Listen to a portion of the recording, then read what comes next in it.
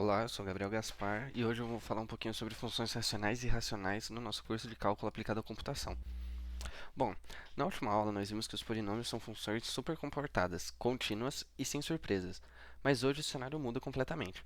Vamos entrar no terreno das funções racionais e irracionais, onde o gráfico começa a apresentar muros intransponíveis e buracos negros. E o mais legal dessa aula, vamos ver o que acontece fisicamente no hardware da CPU quando tentamos dividir por zero ou tirar a raiz de um número negativo e como programamos a nossa calculadora gráfica para sobreviver a essas exceções. Bom, um pouco sobre as funções racionais, que nada mais são do que a divisão entre dois polinômios, px sobre qx. Aqui, a matemática nos impõe uma regra de ouro. O denominador jamais pode ser zero.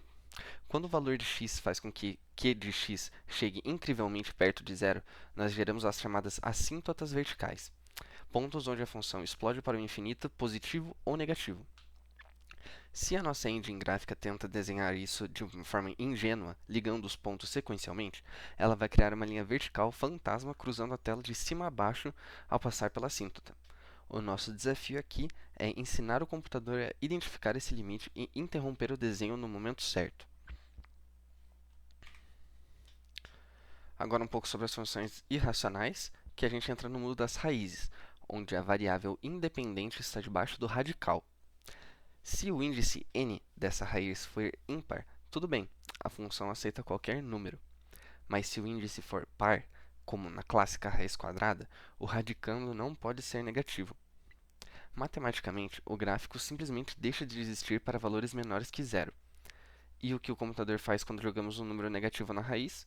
O hardware segue o padrão I3E754 de ponto flutuante e nos devolve um valor especial chamado NaN, ou Not a Number.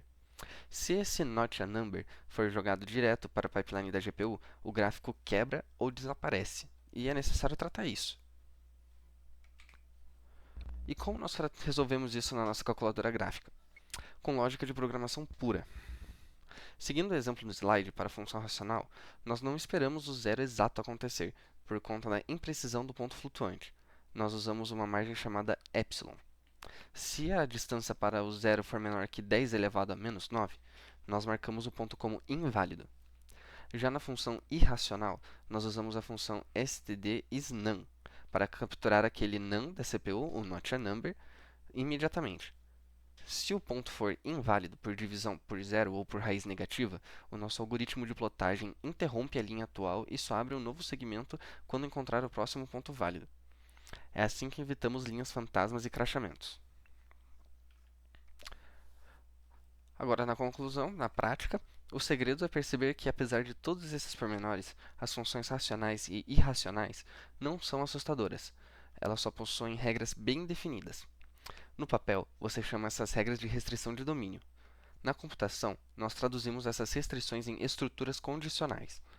Entender esses limites faz de você um programador muito mais atento à estabilidade do código e garante que o código não erre ao calcular tais valores.